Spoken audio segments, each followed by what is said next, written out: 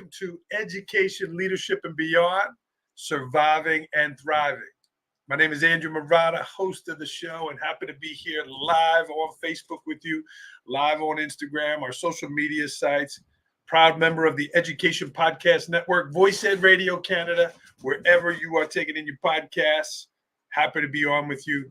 Thanks for tuning in. And happy June, happy summer. Florida schools, our guest is from Florida today. They've been out for like a month already. We're still going here in New York, Jim. Unbelievably, we're still going. So for all our educators out there still in session, hang in there, continue to work hard and continue to make an impact on those kids. Summer's coming, so we appreciate you. A quick word from our sponsor, IXL, is sponsoring today's podcast. And here's a quick word from them. Hey friends, Andrew Murata here, Surviving and Thriving. And I want to thank today's sponsor for the podcast, IXL. Discover the power of data-driven instruction in your school with IXL. It is the most widely used online learning and teaching platform K through 12. It gives you everything you need to maximize learning, from a comprehensive curriculum to meaningful school-wide data.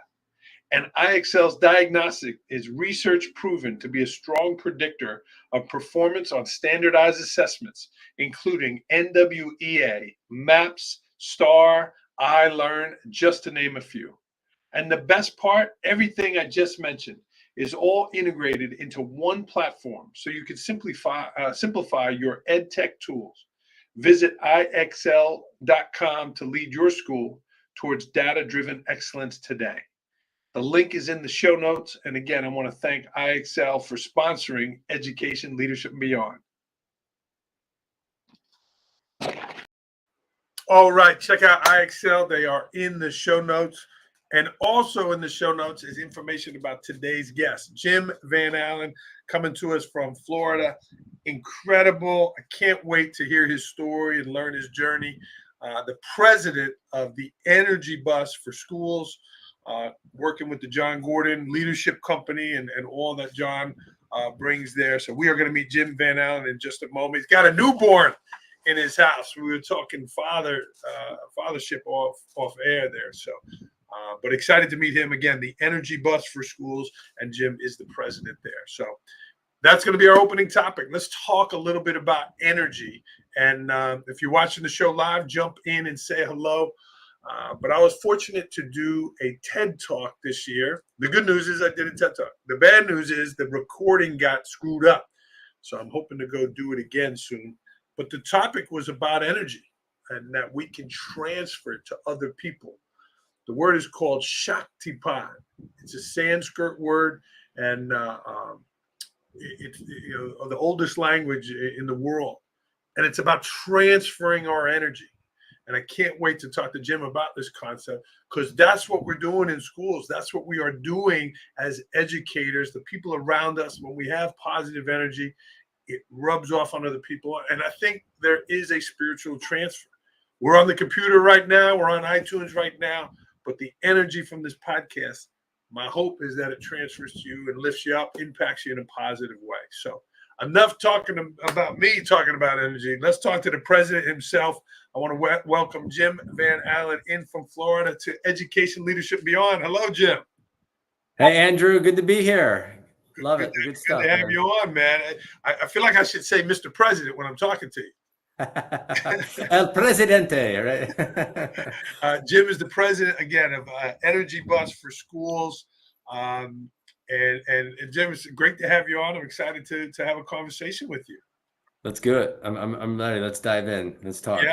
So let's start with that opening topic there about transferring our energy. You're in schools. You're transferring or bringing the message of the Energy Bus for Schools. Tell me, is that a true concept? Can we be energetic and transfer it to those around us?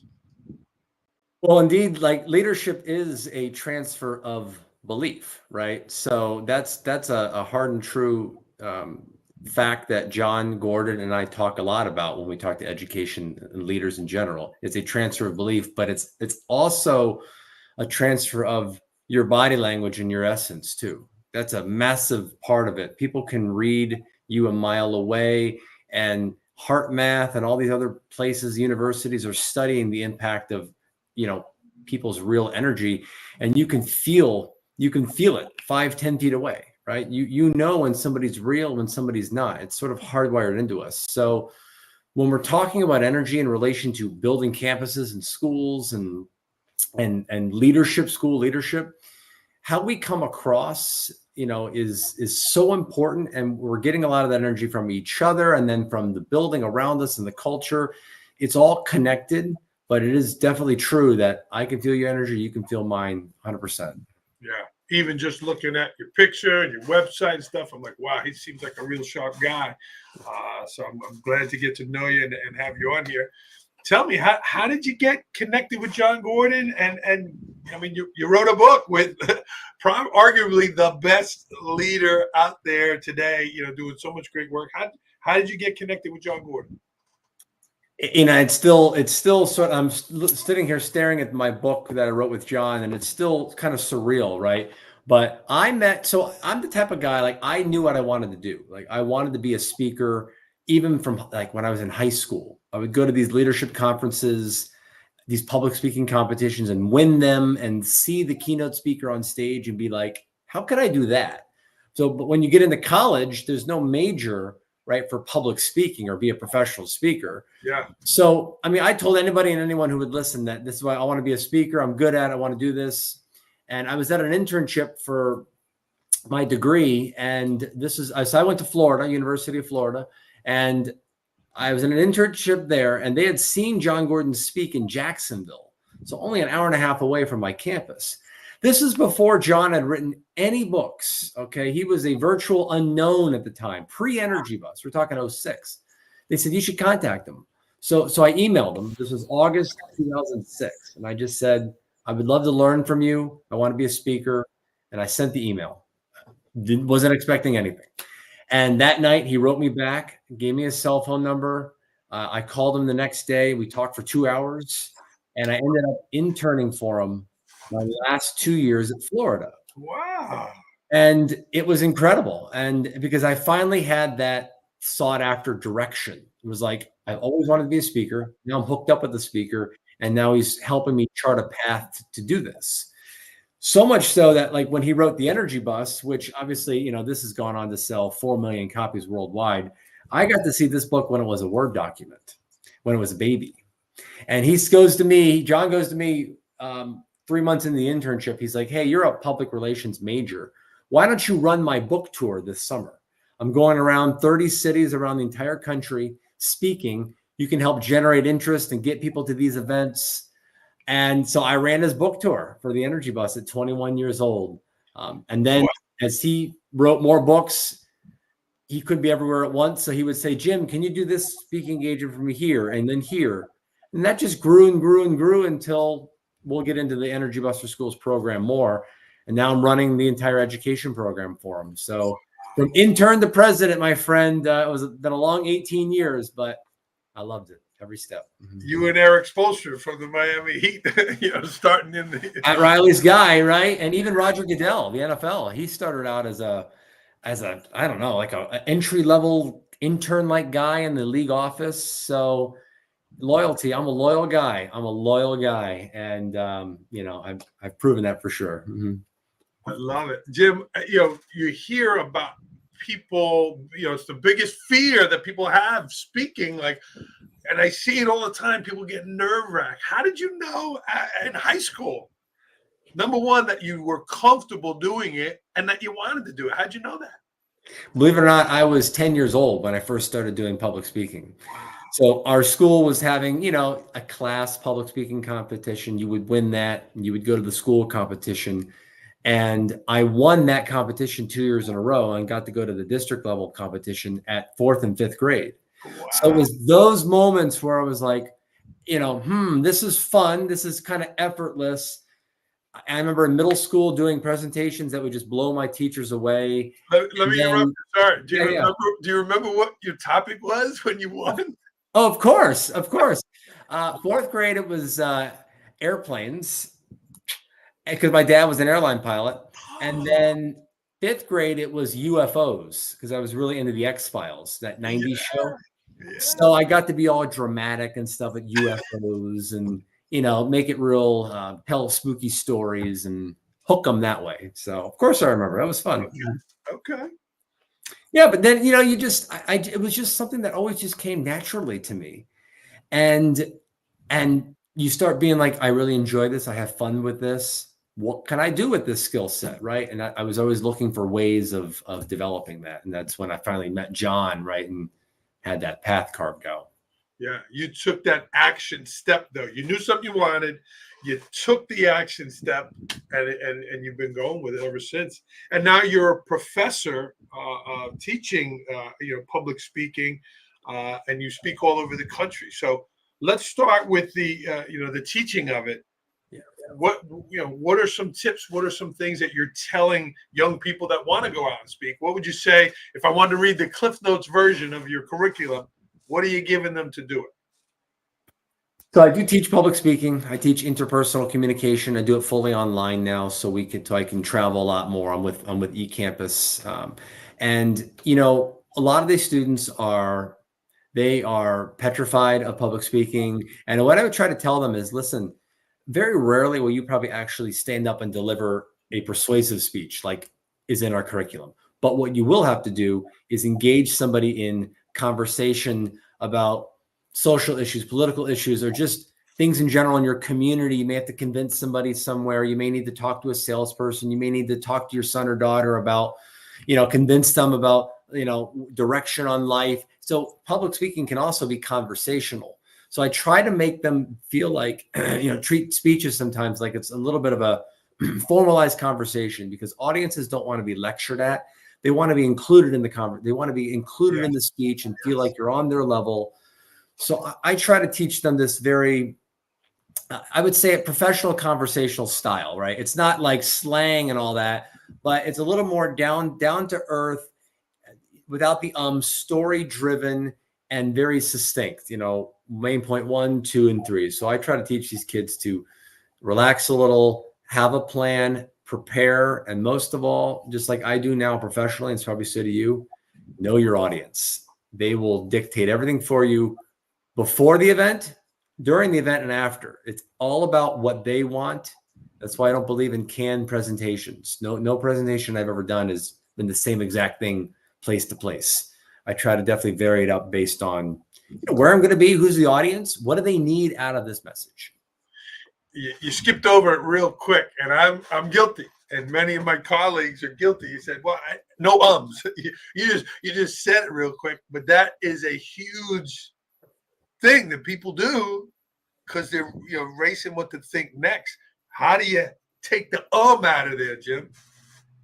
When it comes to students when they're delivering speeches, they have notes, and I tell them, please use notes, not word for word, but an outline or so. And that will help to kind of trigger their brain to stay on track, because normally you say an or when your brain is like buffering, you're catching up, right? You're going fast, you're catching up to what you want to say next, right? The buffer. So just like now, I could have said but I'm pausing, I'm just collecting myself a little bit. So that just comes from practice. So I tell them all the time, you have to practice your presentations. You have to be confident in your material. If you're confident in the material, you'll generally know what's coming up next, and you don't have to strive and struggle to think of what you're going to say. You have a brief outline in front of you. You've prepared a little bit, because you're saying because you're not exactly sure what's coming next or how it's going to sound. So the preparation part is huge, but most of all, it comes from experience. I mean, I probably rarely say it in my presentations now, ums or uhs, because I do a really good job of just pausing, taking a breath, and knowing my stuff, right? But the pause, everybody forgets the pause. It's so important to just, it creates a lot of drama and intrigue and just helps you to slow down a little bit. You have to be very consciously aware of it. Great tip there. And again, this is Jim Van Allan. If you're watching the show live, jump in and say hello. So, Jim, you've taken off with the energy bus for schools. Again, you're the president of the education with the Jon Gordon Leadership Group. Tell me about your journey there, from kind of starting to do some of these talks to, hey, Jon, we're going to write this book together.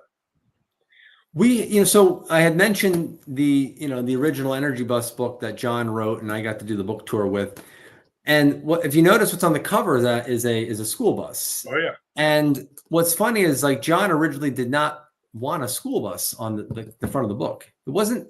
If you've read the book, or if anybody's read the book, it's not really carved out specifically for educators. It's a story about a businessman who is using these rules to change his life around at a company. But we had so many schools pick up this book because of the theme behind it. The energy bus. What are two things schools want the most, right? Energy and unity. And this book provides both those. So we had so many schools pick up this book and reading it, but really not knowing what to do next. They're like, all right, we read it. Great.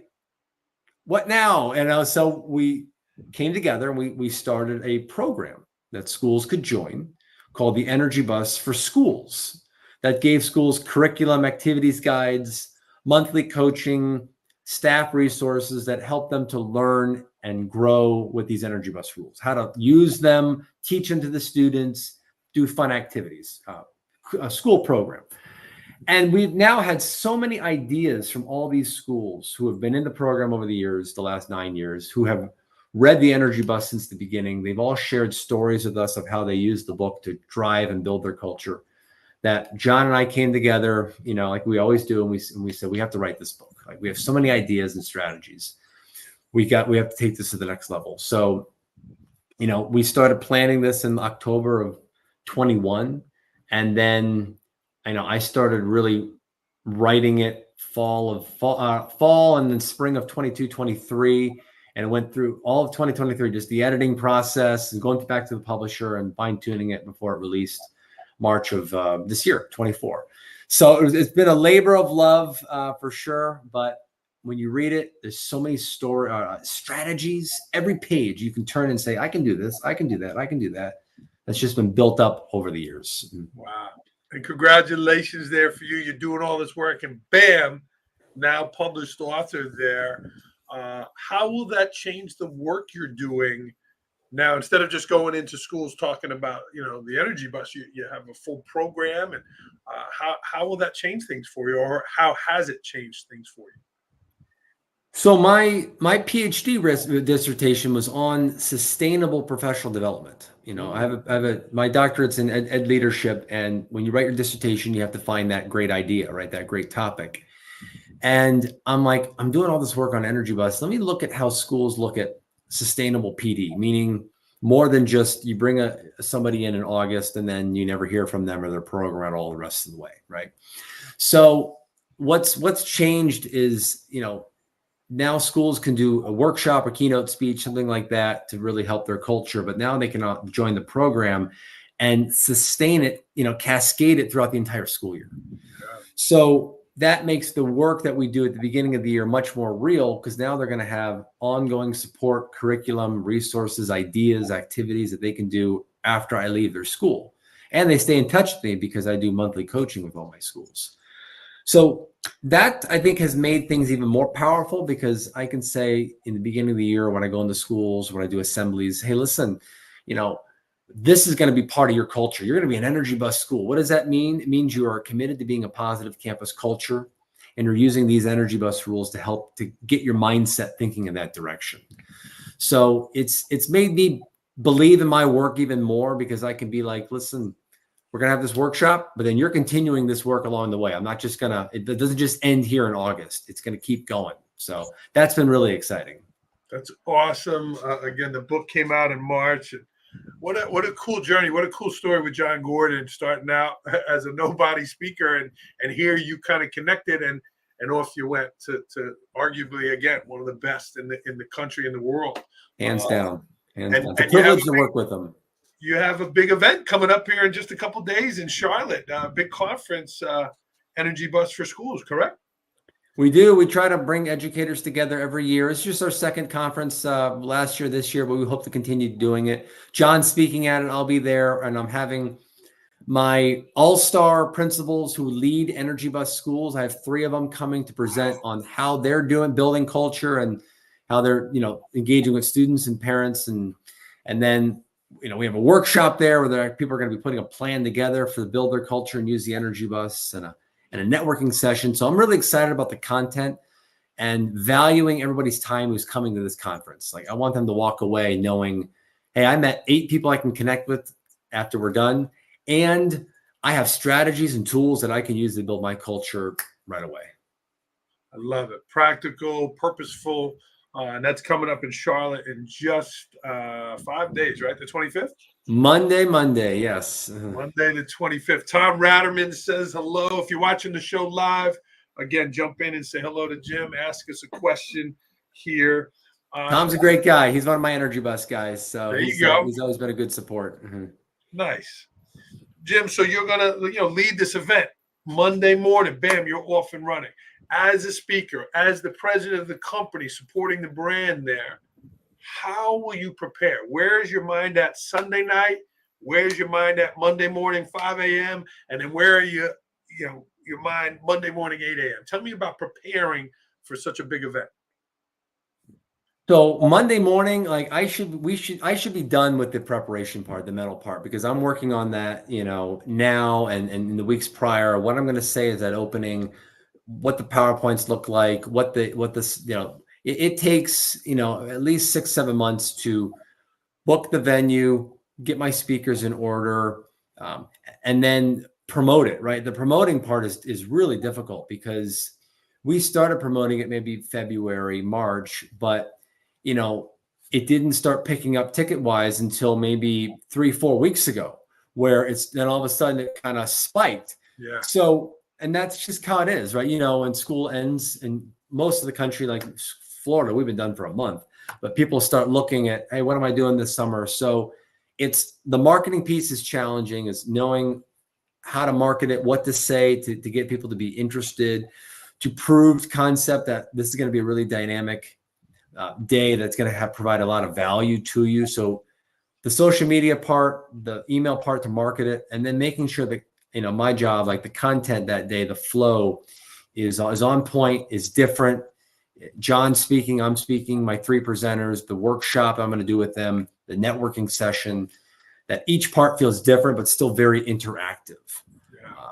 And then making sure we have a lot of food there, right? Because teachers love to eat. So we want to make sure we got a good spread and we feed them well, and that they feel like they're, we believe in excellence with Jon Gordon companies, like a culture of excellence, of service of excellence. So they come in there and they're treated like royalty. So it's a lot of work. I remember last year when we were done, I sort of collapsed on the table. It was like, all right, we're done, and then I'll probably do the same thing this year because, you have a lot of people coming. There's a lot of pressure, and I want people to have a good time and feel like they got a lot out of it. That's important to me. Yeah. Their time is valued. The time is valued, like you said, the flow of the event, the energy, the food, because if they're hungry, their energy is getting lower and it's distracting. So exactly. We wish you the best there. And again, all that information is on the website, Energy Bus for Schools. In addition to the book, Jim, you had a big year here. You have 3 children, 9 and 7, your boys, and then you had a baby girl this year. It's been a heck of a year, a book and a baby. Tell me about these events in your life. How are you managing all the travel now, the writing? How do you balance your schedule and find that harmony in your life to be at that level of excellence you just talked about? It's a great question. It's one that I have a busier season and we're in it now. I feel like, April, May, June, July, August is heavy with promoting, getting booked for speaking, preparing for the conference, preparing all my talks for July and August, booking the travel, and then going out and doing the events, right? And then I have my kids who are home with my wife this summer, and they're coming in, and I love seeing when they come in and they always want to play. And I'm like, Dad, I can't play right. And he's coming. And I come out for lunch. I see him in the mornings, but I'm home. I can pop in and out, and I try to make sure I leave special time for them. If I'm slower one day, I try to block up my schedule and we'll go out and we'll go do bowling over the summer. So I definitely make time for them because that's how we show love in our family is spending time with each other, time spent with each other. So that's important for me, and just holding my baby girl whenever I get a chance to hold her, take her out of my wife's hands and do the bath time routine. She's still kind of mommy clinging because she's breastfeeding and she's with mom a lot, right? But she still has a special place for dad. She'll come to me and she likes me, you know. And so and weekends, you know, I really try to, I'm not working. Like everybody knows, I'm trying not to answer emails. I try to really disconnect. I'll get to it. So it is a challenge. And I serve like on our HOA board for my neighborhood. And we had a 2-hour meeting last night. It's like, oh my gosh. Yeah. So I try not to spread myself too thin, but I do just enough where I feel I'm contributing a value in different areas, you know, and showing my kids that hard work is good. It's good to have a good work ethic, you know, and serving on different capacities. But then they see me coming out and making dinner and doing bedtime and hanging out with them and, you know, and coaching their soccer teams and during the year. And so I'm work from home. So I'm able to be flexible. So I come and go a little bit more, and that's been helpful. Yeah. Well, you put your money where your mouth is, even being flexible on the time of this podcast, so I could do something with my kids. So that meant a lot to me. Oh, Jim. of course. Oh, absolutely. Yeah, you were terrific. Even setting this up, bam, you email, text, boom, boom, boom, and here we are. So you're doing that, and God bless you on the journey. 3 little kids and spreading the positive message. It's awesome. Really, really. Thank you. I love it. That's been God's plan for my life. And I have no doubts about that at all. And that fuels me every single day. I'm doing exactly what I set out to do. And not a lot of people can say that, right? But since I was 15, I've wanted to do this. So now I'm 38, right? And it still fuels me every single day. It keeps me going for sure. Yeah. Well, that's awesome. Again, you connected with Jon Gordon. Jim, give us some, the name of the podcast is Education, Leadership, and Beyond. We're like, your energy bus, there's a lot of connections there. You know, you hear Jon Gordon, you read a Jon Gordon book, you learn so much.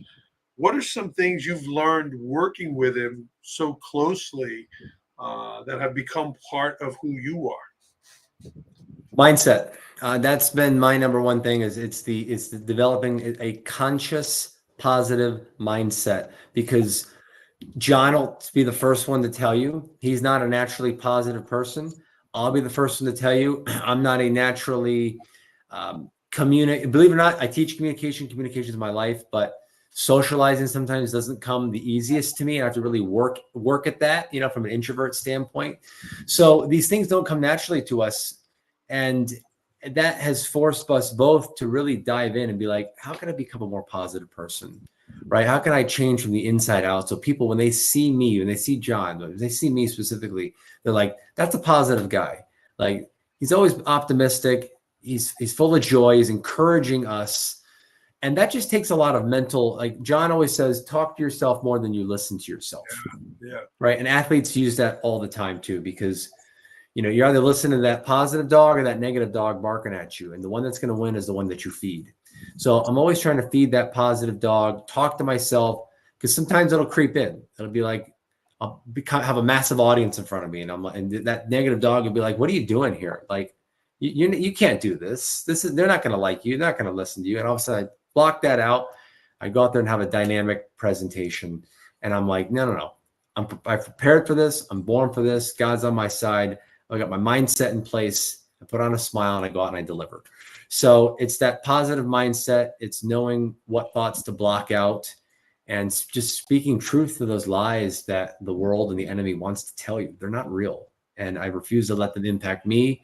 I refuse to let them impact my family too. So we talk about that a lot. Yeah. Great answer, Jim. Thank you. That was a great answer there. I love it. And just listening to you over the last 30 minutes, you've said preparation a bunch of times, and you've said content a lot about being a content expert. And clearly you are that as a communicator, as one who teaches speaking, as well as the energy bus for schools. So congratulations, my friend. Thank you. Mm-hmm. Yeah. Jim, something you wanted to talk about that I didn't ask you about? As far as, is there anything I wanted to talk about? Yeah, that I didn't ask you about. Any, you can take it anywhere you want. No, listen, we briefly, like, I think we live in a world where people need to serve more. I think people need to step up and serve more. And whether that's serving. Oh, did I lose? Sorry, Jim. Yeah, Sorry. yeah, they're good. They're good. But whether we're serving our families, our communities, like we have to be able to step up more. And what I've noticed with schools is that they really need parents to step up into volunteer roles, right? And help out in the classrooms, help out with events. And I'm always encouraging people to do that and helping schools to really, provide systems so parents can step up and serve, because I feel like people want to serve, but they don't really have the opportunities sometimes or know what's available to serve. So if you're listening, look for opportunities to get involved in your community. And if you go to a place of worship, a church, a school, your neighborhood, coaching a sports team, officiating, right? We're losing officiating officials, they're dropping like flies out there. So that's a great way to serve. Serve is my life word. And I'm always looking for different ways that I can do that. Mm-hmm. Yeah. Wow. Great answer there. Again, Jim Van Allan, Energy Bus for Schools. And I think you just answered it. You might have just answered it. Jim, my mindset, my kind of thing is surviving and thriving. If I take that word "and" out of there and I got a blank, and I say, Jim, what are you putting in there to thrive, to be that level of excellence that you described earlier?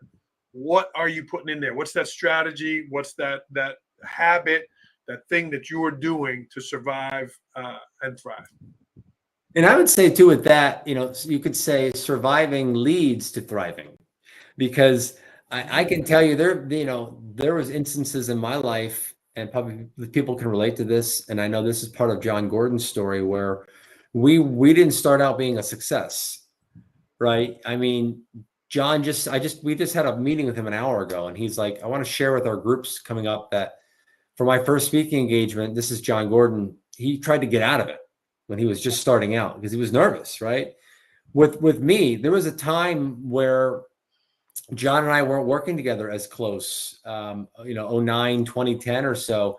And I didn't know what I was going to do. I wasn't sure if I was meant to be a speaker. I was supposed to go on a different route.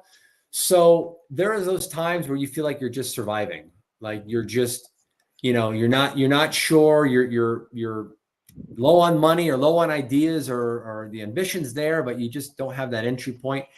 And you use that to fuel you. So when you are thriving, like I feel like John and I are doing, you remember what it was like when you were just starting out or struggling.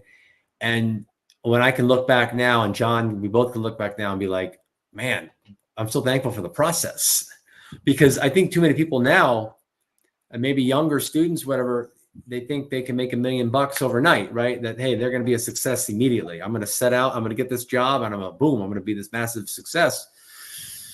And the fact is that it takes time. It's going to take you, it could take you a decade. I feel like success is a term that's, there's no true definition, but I'm thankful for the process. And I wanted people to trust the process of what their life is going to look like, and be able to fail every once in a while, think you're going in one direction, go in a different direction, and just see where that takes you. And then when you get to that point where you're doing well and your family's well, you can remember what it was like. My wife and I can remember what it was like when, we started out and I had $0 to my name when we got married.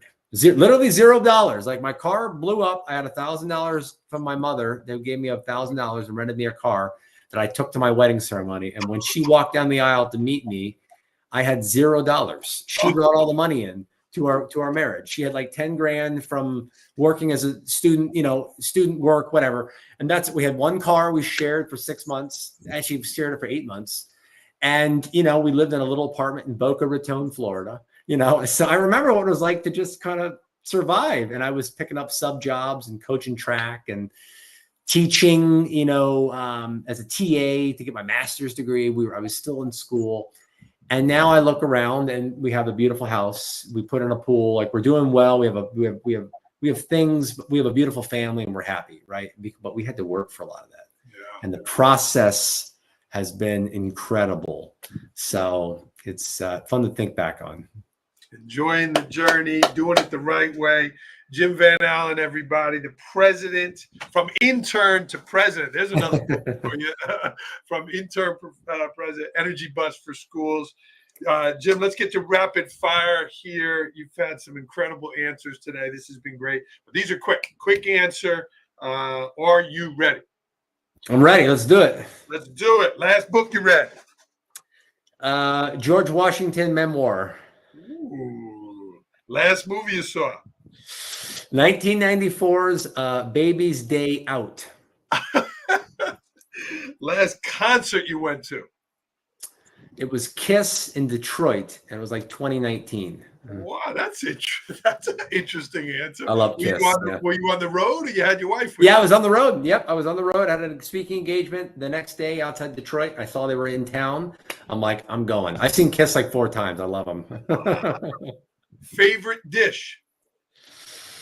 I'm a pizza guy. Give me a slice of pizza and a garlic nut and a Coke, and I'm happy. Bring it up to New York. We'll take care of you. Yes. Favorite place to travel? You travel all over the country. Where's your favorite place to travel? I love California. I do love going to California and North Carolina for sure. Mm-hmm. Yeah. That's in your backyard. Yes, not too far away. Absolutely. Your favorite singer? Jon Bon Jovi. I thought you might say Van Halen. You know, Van Halen. Because of my last name. I'm definitely an 80s guy for sure. There you go. So what's your Bon Jovi karaoke song? You Give Love a Bad Name. That's my jam. Oh yeah, I've been doing that one for years. I love it. This summer I will fill in the blank. This summer I will have 28 speaking engagements in the next 2 months. So I'm gonna be busy. Wow, yeah. All very kind of busy. school openings, all that kind of School stuff. openings, administrator retreats, keynotes, all that. So I'm excited, but it's always a little weary staring at that mountaintop when you're at the base, you know. Absolutely. You're in incredible shape. You look at the picture stuff, you can tell. What's your health hack? What's your exercise hack? I go to the gym at least 5 days a week. So I'm not trying to get massive, but I've worked in the gym for 20 years. I love staying in shape and helps me feel good and self-confident. And I want to be here for the long haul. So go to the gym or at least, hey, if you're not a gym guy, go walk, just be active. Yeah, gotta move and you gotta do it. And again, you mentioned body language before. That's part of the communication is looking the part for those that's speaking. Right. You're a positive guy. You mentioned you're an introvert, but what's a pet peeve of yours? What's something that gets under your skin? So I do travel a lot, and I always sit in the aisle seat, right, in the airplanes. I'm an aisle guy. Yeah. I hate when they pull up to the gate, right, and you hear ding, the seatbelt sign goes off, right, and everybody jumps up in the aisle, grabs their bag, like, and I just sit there and I just keep watching my show or watching my reading my book, but they jump up and just crowd the aisle. I'm like, it always, and or if they pass you, like if I'm in row 9 and like, you see row 13, 12, they start to pass you. I'm like, I like stick my leg out a little. So. Right here. No, there's order here. There's order. We can't let this break down. So. At 8 a.m. on Saturday morning, I feel fill in the blank. I feel like pancakes. I like making breakfast for my kids. Usually Saturday mornings, we don't have anything going on. Pancakes, bacon, eggs, and we hang out. So energy is fill in the blank. Energy is contagious. There you go. Great. Book it. Who's your sports team? I have a lot of them, but I'll give you my number one, and because it's my alma mater, the Florida Gators. I'm surprised you didn't do that when you said it. I thought that was like Florida State does this, you do that. I thought that's how it was. Yeah, no, I don't want to look like a mark, a homer, but yes, I mean I'm a generational Gator, so we have a lot of Gators in our family. So all right, well, let me follow that up. It's not on the list here, but Tim Tebow is fill in the blank. Tim Tebow is probably one of the greatest Gators of all time, if not greatest football players of all time, college football. So I had a class with him his freshman year. We went to school together. We were the same. I was there when Donovan won back-to-back NCAA basketball titles, Wow. when Urban Meyer won 2 football. That was my era, 04 to 09. I was in Gainesville. I was at Florida, met my wife there. So I was very spoiled as a Florida Gator student and fan at that time. Yeah, wow. You need to get him on your journey with you. He brings positive energy for sure. Oh, he's incredible. Jon Gordon actually plays pickleball with Tim Tebow, so that's pretty cool. Pretty Your buddy cool. Tom Radaman's not asking to play pickleball, but he wants to go for a run while you're in Charlotte there. Tom, I don't run. I know, Tom. I'll beat you in the gym, though, okay? How often do people spell Allen wrong? Every day of my life. You're not offended? No, it's okay. I just have to correct it for business and legal purposes on forms and credit cards and stuff, you know. You have a young daughter now. Are you a Swiftie or not? I am not a hater, but I am not a Swiftie. You will become one with a young daughter. My daughter knows every word to every song. I'm trying to get my kids in some of the old stuff first. You know, my wife, some of the old stuff, and that they like some of the new stuff. That's fine. But man, the music back in the 70s, 80s, so much better, in my opinion. I'm with you on that. 80s, even the oldies growing up, but the 80s for sure. This has been great, Jim. You're incredible. The message that you and Jon Gordon are bringing, incredible. Schools need you. It's a tricky time in education, and I want to thank you for the work you're doing.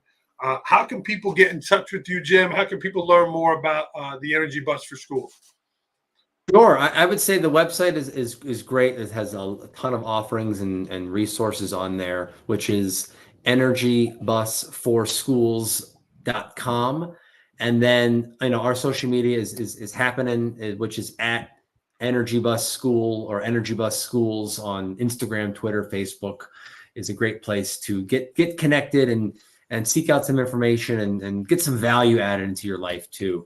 And I'm always happy I'm always happy giving my email out. I'm an accessible guy. It's just jim@jongordon.com. You can email me directly, jongordon.com, jim@jongordon.com. Happy to. He was the first Jim there, so you got that. You got that title. No numbers after my name. So, Jim, do you have a quote you want to leave us with as we end the show here? One of my favorites that I just kind of picked up, and I'm going to use it a lot in my talks this summer. And it's Elie Wiesel, who was a Holocaust survivor and wrote Night and so many books about that era. But he said the opposite of love is not hate, it's indifference.